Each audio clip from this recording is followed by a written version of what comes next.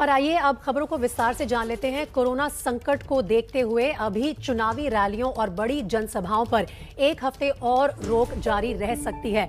इस वक्त जो बड़ी खबर आ रही है, चुनाव आयोग की बैठक इस वक्त चल रही है और इसी बैठक से सूत्रों के हवाले से आपके चैनल पर यह जानकारी सामने आई है कि एक हफ्ते के लिए और बढ़ाई जा सकती है चुनावी रैलियों और जनसभाओं पर जो रोक लगाई थी चुनाव आयोग ने, वो एक हफ्ता और जारी रहेगी, क्योंकि कोरोना के केसेस अभी भी लगातार तीसरे दिन देश में 3 लाख के पार गए हैं और रैलियों पर एक हफ्ता और रोक जारी रह सकती है।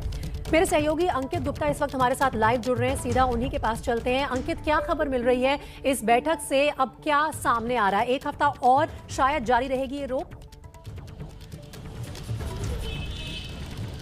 जी बिल्कुल, फिलहाल जो सूत्र है वो इसी ओर इशारा कर रहे हैं। हालांकि बैठक अभी भी जारी है। फिलहाल अगर हम बैठक की बात करते हैं तो आज जो बैठक हो रही है वो 3 चरणों में हो रही है। पहला, जो केंद्रीय चुनाव आयोग से जुड़े हुए अधिकारी हैं, मुख्य चुनाव आयुक्त समेत जो बाकी चुनाव आयुक्त हैं, उन्होंने आपस में चर्चा की है कि अभी मौजूदा स्थिति क्या है और क्या फैसला लेना है। उसके बाद में जो स्वास्थ्य मंत्रालय से जुड़े हुए अधिकारी हैं, उनसे चर्चा की गई है कि कोरोना के हालात क्या है, इन 5 राज्यों में वैक्सीनेशन का स्टेटस क्या है। और उसके बाद में जो 5 राज्य हैं उनसे जुड़े हुए जो चुनाव अधिकारी हैं उनसे चर्चा की जाएगी। एक बार जब ये चर्चा पूरा होगी उसके बाद में कोई अंतिम आदेश आएगा। लेकिन जो शुरुआती चर्चा हुई है उसमें लगभग सहमति बनती दिख रही है कि अभी कोरोना के मामले लगातार बढ़ रहे हैं। इन 5 चुनावी राज्यों की बात की जाए तो यहाँ पर भी मामले जब 8 तारीख की तुलना में आज की तारीख में काफी बढ़ चुके हैं। लिहाजा अभी इस रोक को, ये जो बड़ी रैलियों और जनसभाओं पर लगी रोक है, इसको एक हफ्ते के लिए और बढ़ाया जाए। अभी ये सहमति बनी है, हालांकि चर्चा अभी भी जारी है। इसके साथ ही में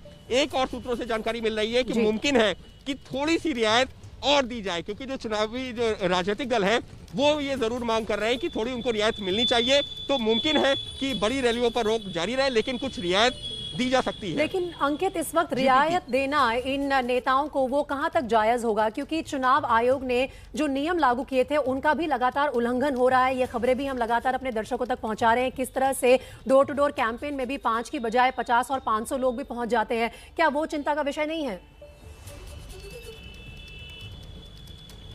बिल्कुल चिंता का विषय है। और जो केंद्रीय चुनाव आयोग में जो बैठक हुई ना, उसमें इस मुद्दे पर भी चर्चा हुई है। इसी वजह से देखना दिलचस्प होगा कि अगर रियायत दी जाती है तो किस तरह की। क्योंकि अगर हम पिछले आदेश की बात करते हैं जो 15 जनवरी को आया था, तो वहां पर भी रियायत क्या दी गई थी? रियायत ये दी गई थी कि आप बंद कमरे में, एक बंद हॉल में 300 लोगों की उपस्थिति तक की जो है आप कार्यक्रम को आयोजित कर सकते हैं, लेकिन वहां पर भी कोविड प्रोटोकॉल का पालन करना होगा। वहीं अगर जो कोई बड़ी जगह है जहां पर 1000 लोग बैठ सकते हैं तो उसकी 50% सीटिंग कैपेसिटी के साथ आप आयोजन कर सकते हैं। तो इस तरीके की रियायत जो पिछली बार दी गई थी, तो उम्मीद की जा रही है कि अगर कुछ रियायत दी जाती है तो इसी को एक कदम और आगे बढ़ाने को लेकर के होगी।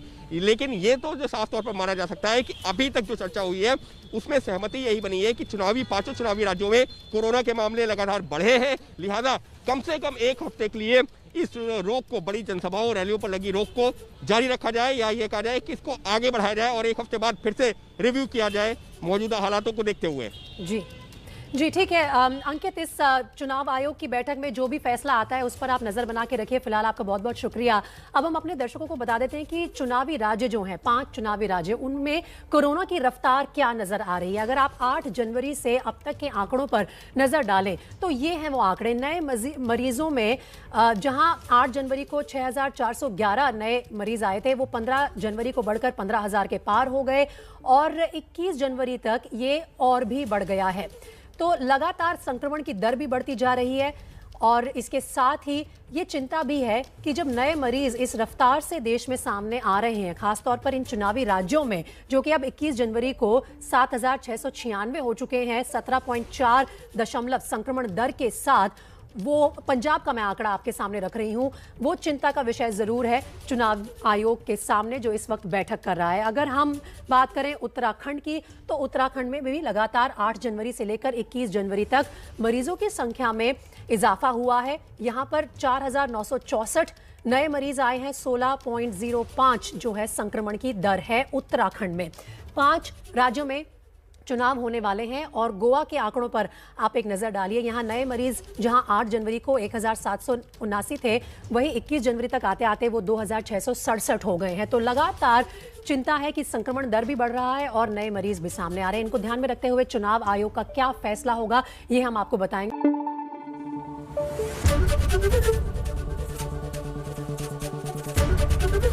एबीपी न्यूज आपको रखे आगे।